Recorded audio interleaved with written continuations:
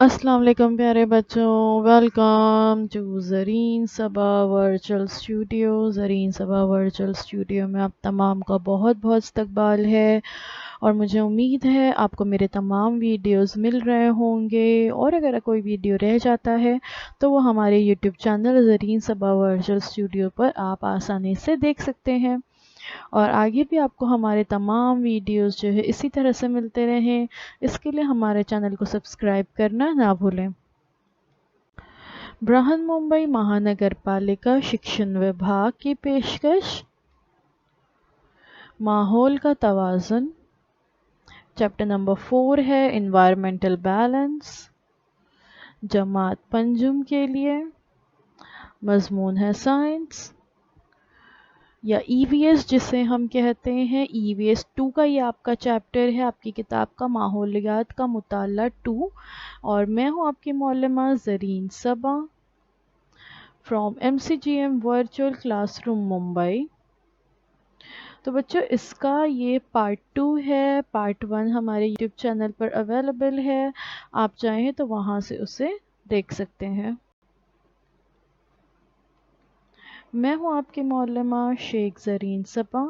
तो बच्चों ये जो सिलसिला हमने शुरू किया है ऑनलाइन एजुकेशन का, ये सिर्फ इसीलिए है ताकि आपको जो है मदारिस बंद होने के बावजूद भी आपको पढ़ाई आपकी जारी रहे और वीडियोस आपको मिलते रहें।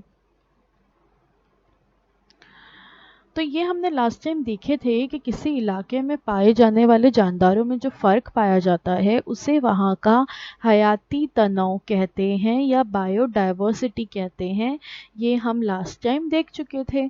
यानी कि किसी भी इलाके में जानदारों में जो फ़र्क होता है, तमाम जानदार तो एक जैसे नहीं होते हैं ना, उनमें कुछ फ़र्क पाया जाता है। तो ये फ़र्क ही क्या कहलाता है? हयाती तनों या बायोडाइवर्सिटी कहलाता है।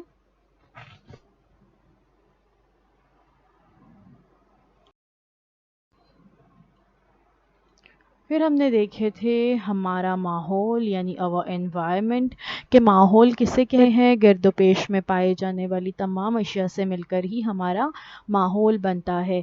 Everything surrounding us and affecting us is called environment. Environment can be divided in two components, biotic component and abiotic component. Biotic components में आते हैं तमाम living things, animals and plants.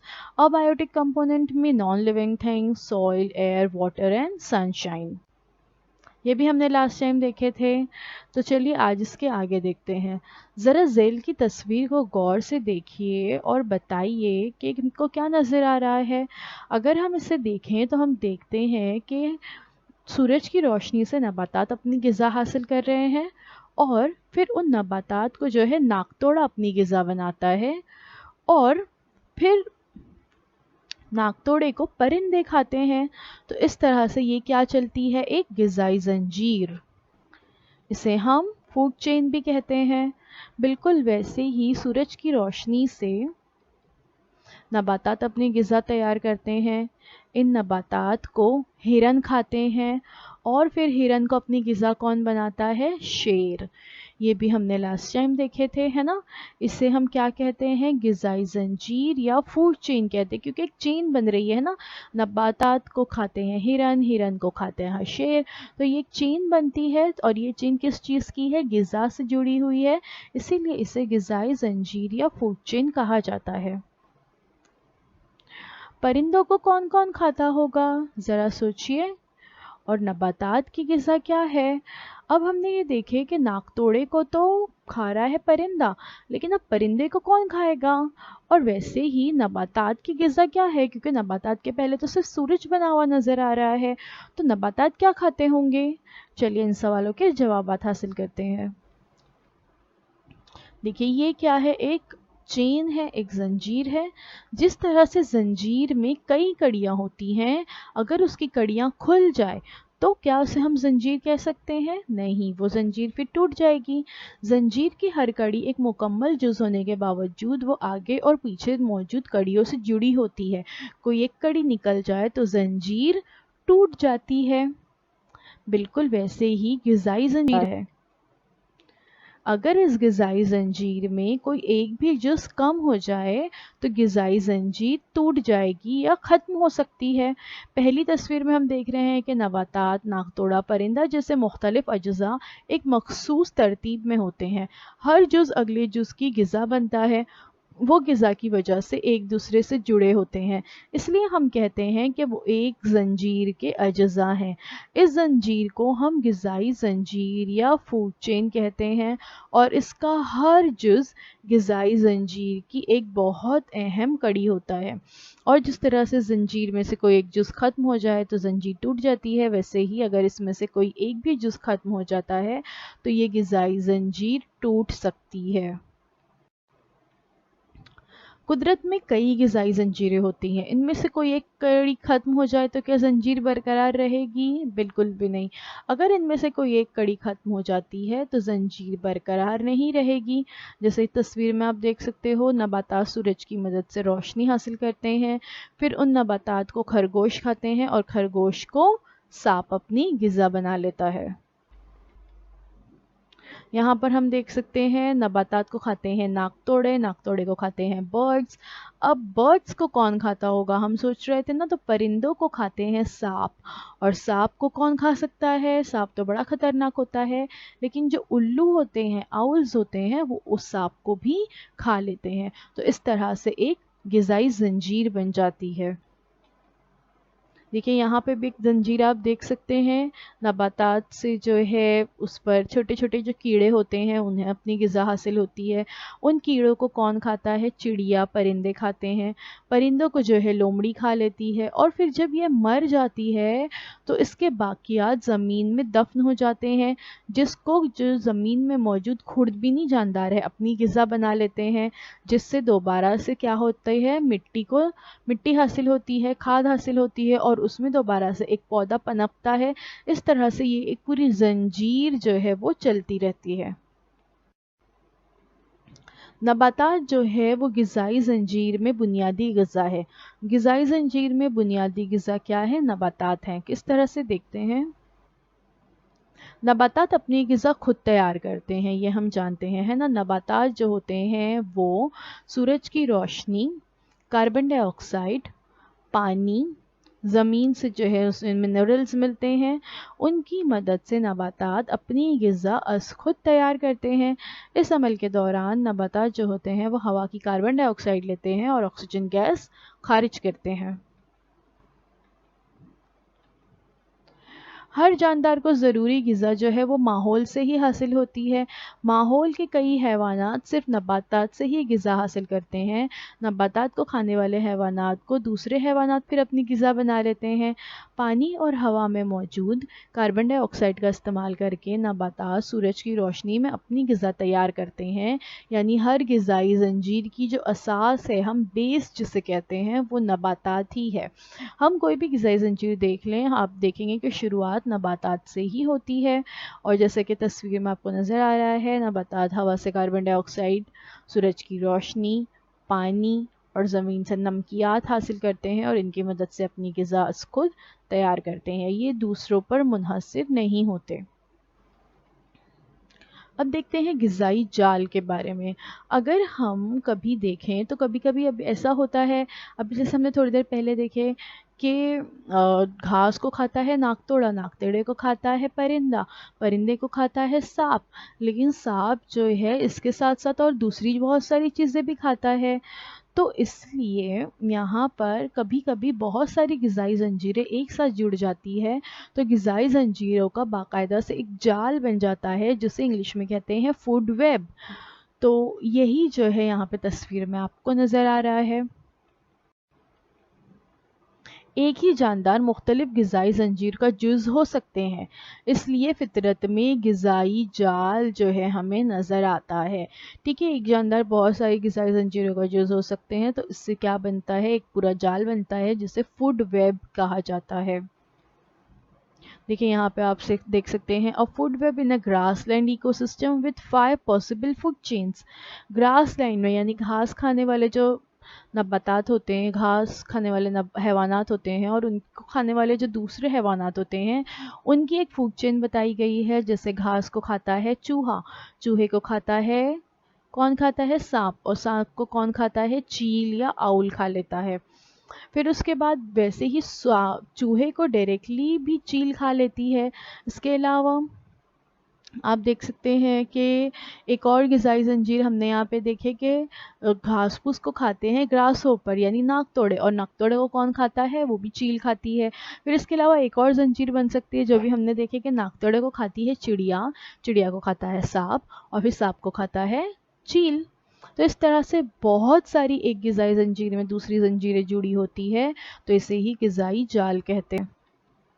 एक और एग्जाम्पल यहाँ पर देख सकते हैं आप लोग, देखिए बताया है कि नबातात को खाता है चूहा, चूहे को खाती है जंगली बिल्ली, और उसको फिर खा लेता है शेर।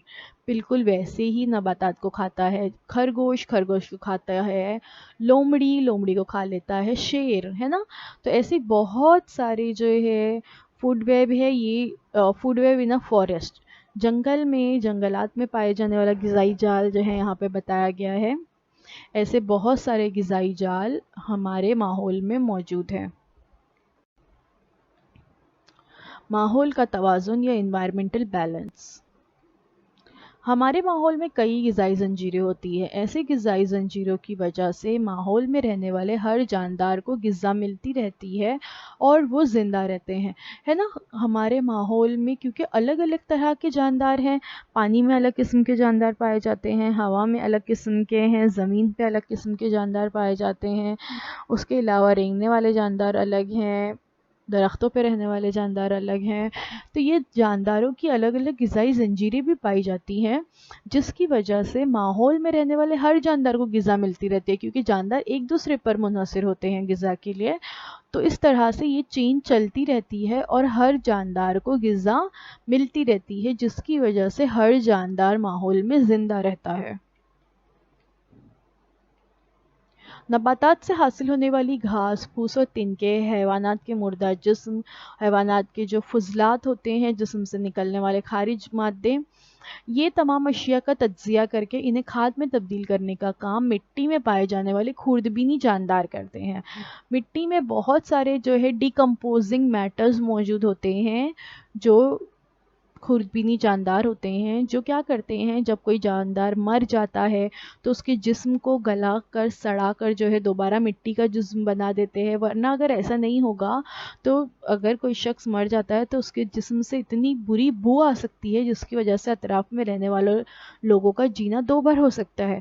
तो देखिए अल्लाह ताला का कितना अच्छा निज़ाम है कि वो जो जिस्म जो अब मर चुका है वो किसी काम का नहीं, वो खुर्दबीनी जानदार की ग़िज़ा बनता है, और खुर्दबीनी जानदार उसे जो है मिट्टी में मिला देते हैं, जिसकी वजह से फिर एक अच्छी सी खाद तैयार होती है और उस खाद में नए पौधे आने लगते हैं। इसी तरह मिट्टी में नबातात के लिए ग़िज़ाइयत बख्श मादे तैयार होते हैं। इन खादों का इस्तेमाल करके नबातात की नशोनुमा होती है। ज़मीन में पाए जाने वाली अशिया का इस्तेमाल करके नबातात को नशोनुमा पाना और हैवानात और नबातात के बाकियात का सड़ गल कर दोबारा से ग़िज़ाई मादों में ज़मीन में जज़्ब होना माहौल में पाया जाने वाला एक बहुत अहम चक्कर है। ठीक है, यानी नबातात जो है जब मर जाते हैं, सड़ गल जाते हैं, तो वो ज़मीन में मिल जाते हैं, फिर उनसे नए नबातात हासिल होते हैं, नबातात को ग़िज़ा हासिल होती है, फिर नबातात जो होते हैं वो दूसरे हैवानात का क्या बनते हैं, जुज़ बन जाते हैं, वो उनको बतौर ग़िज़ा जो है नबातात को खाते हैं। इस तरह से एक बहुत बड़ा जो है चक्कर माहौल में चल रहा होता है। बिल्कुल वैसा ही एक और चक्कर है और वो है आबी चक्कर या वाटर साइकिल जिसे हम कहते हैं। आबी चक्कर की वजह से तमाम जितने भी जानदार हैं उनको पानी मिलता रहता है।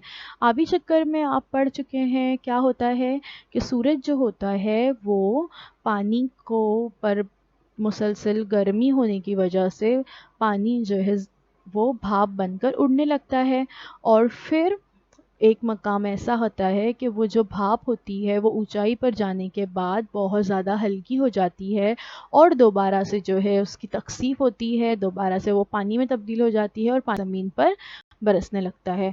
इस तरह से जानदारों को पानी मिलता रहता है वाटर साइकिल या आबी चक्कर की वजह से। بالکل ویسے ہی ایک اور سائیکل جو ہے ہمارے ماحول میں ہے موجود، جو بہت اہم ہے، اور وہ ہے آکسیجن سائیکل۔ جاندار جو ہوتے ہیں وہ تنفس کے لیے کرۂ ہوا کی آکسیجن کا استعمال کرتے ہیں۔ ان کے ذریعے خارج کی گئی کاربن ڈائی آکسائڈ گیس کا استعمال کر کے نباتات جو ہے اپنی غذا تیار کرتے ہیں۔ اس عمل کے دوران تیار ہونے والی آکسیجن دوبارہ سے ہوا میں مل جاتی ہے، تو پھر جو ہے اس سے نباتات اور حیوانات جو ہوتے ہیں